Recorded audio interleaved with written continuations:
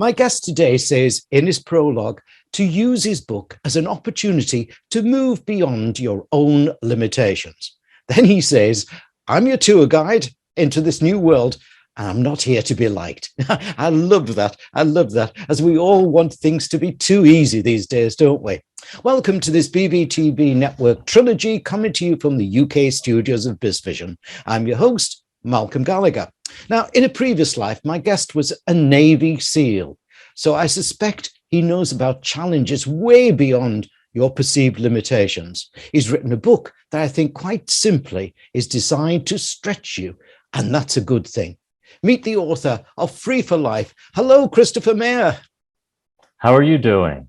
Oh, Hi. I'm lovely to talk to you. Now, you took me by surprise because I was expecting to be chatting to you in California, but you're not. Where are you today?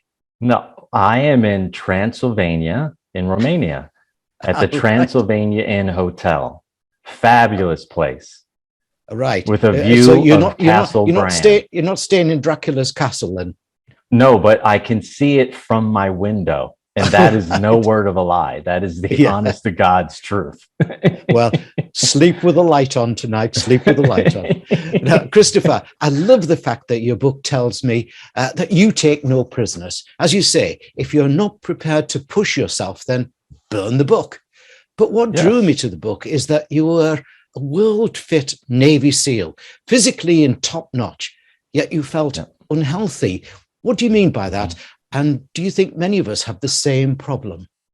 Yeah, I think what I discovered along the journey is something that I wish had been discovered long before I got into fitness or I got into the SEAL teams. And it's this. Simply because you're healthy, simply because you're fit, it doesn't mean you're healthy. And for most people, that's kind of a difficult concept to understand. But I was one of the most fit people in the world. And simultaneously, I was also one of the most unhealthy people in the world. And the reason why is because I had joint pain at every joint. I had insomnia. I was losing my vision and my hearing. And I had debilitating hip pain. And this was going on around the clock, every single second of every minute of every hour of every day. And I could not get away from it. And this was happening to me when I was 29 years old. I was a very young man. So on the outside, I looked like Adonis. Right. And on the inside, I was like a beat up old Ford from 1960. I looked like that both ways. But so what happened? So what happened was this. No one ever told me that when you're getting fit, that every time you exercise, you're putting more tension in your body and you're putting more stress. And I think the way that I dealt with my stress was by exercising. The challenge was I had no limitation. So if I was going to go for a run, I ran as hard and as fast as I could. And I went at it that way all the time. So in the SEAL teams, there's this concept that 100% isn't enough. Like you always can give more. And if you're in pain, who cares? As long as your mind is strong, you can move through the pain and the discomfort. And I look back now and I think that was definitely the wrong approach. If I had to do it all over again, I would go down and educate them, the special forces in the US military. And I would say, hey, there's a better way to go about this. What if you spent 15 to 20 minutes a day focus on removing tension and stress and distortion? You know what would happen? You would actually age gracefully. And all the tension that you were putting in your body at a young age, you have no idea how much is accumulating every single month until one day you go down to tie your shoe and suddenly you have this intense pain in your back and you cannot get off the floor. Do you think in a way, Christopher, that in those days when you were feeling that talking about mental health would be shown a weakness or an inner an inner weakness there would be shown to your superiors or your bosses or where it may be that you were a weakness and perhaps then not qualified for the job. Yeah, what's interesting is you hit a really good point.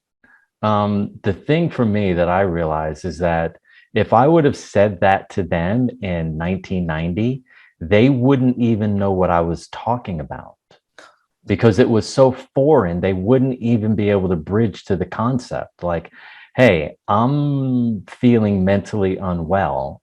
They would go, huh? What is he talking about?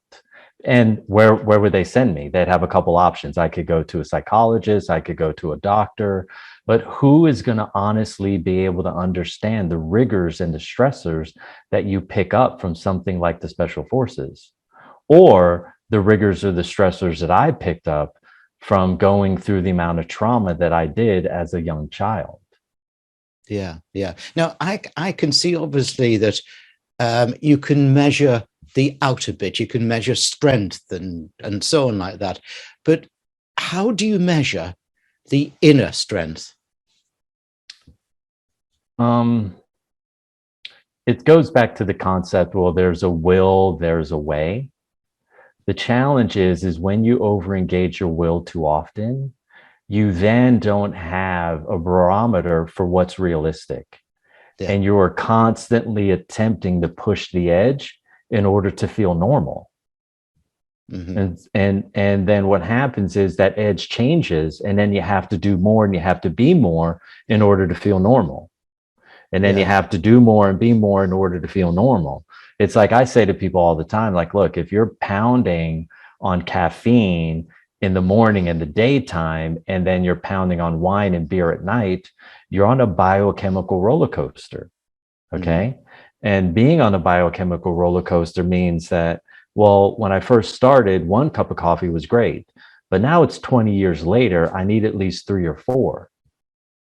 And that continues because what happens is we get numb to the stress around us and we think it's normal.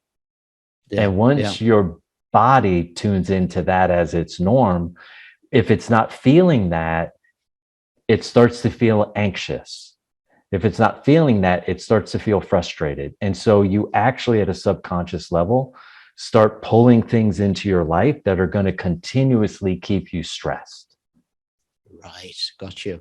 Thanks, Christopher. Now, let's give viewers and listeners details of your URL, your website address, which obviously viewers you can see on the screen behind me here.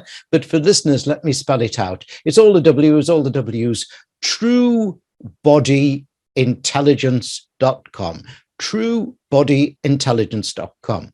Now, Christopher's book is called Free for Life, A Navy SEAL's Path to Inner Freedom and Outer Peace, and it's published by Lioncrest Publishing. In episode 2, I want to explore with Christopher his True Intelligence brand and how we can gain permanent solutions to seemingly insurmountable problems. For now, thanks for a great episode 1, Christopher.